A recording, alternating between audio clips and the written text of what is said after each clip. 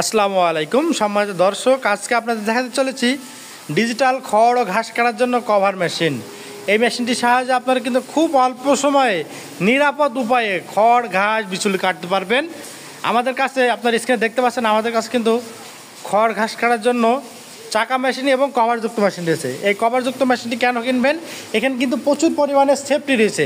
আপনারা অনেকে কমেন্ট করে থাকেন, ভাইয়া আপনাদের যে মেশিনগুলো দেখতে পাচ্ছেন এখানে কিন্তু খড় ঘাস কাটার জন্য এখানে কিন্তু হাত কাটার অনেক সময় রিস্ক থাকে।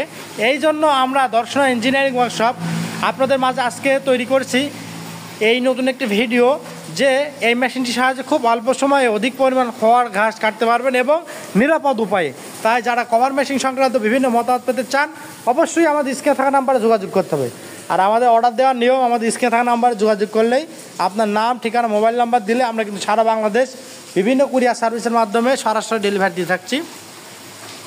এই কভার মেশিনটির সাহায্যে খুব অল্প সময়ে অধিক পরিমাণ খড় ঘাস বিচুলি সহ দেশি বিদেশি সকল প্রকার ঘাস কাটতে পারবেন।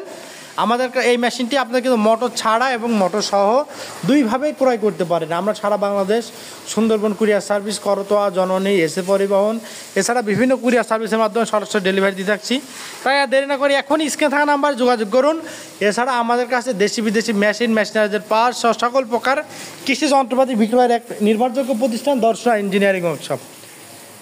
এছাড়া আমাদের কাছে যে কোনো electronic motor, submersible pump, gasoline pump, irrigation pump সহ সকল প্রকার কৃষি যন্ত্রপাতি বিক্রয়ের এক নির্ভরযোগ্য প্রতিষ্ঠান দর্শনা ইঞ্জিনিয়ারিং ওয়ার্কশপ।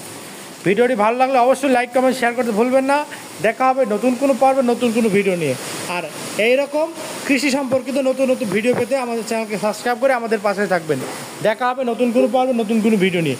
আজকে এখানে শেষ করছি, ধন্যবাদ সকলকে।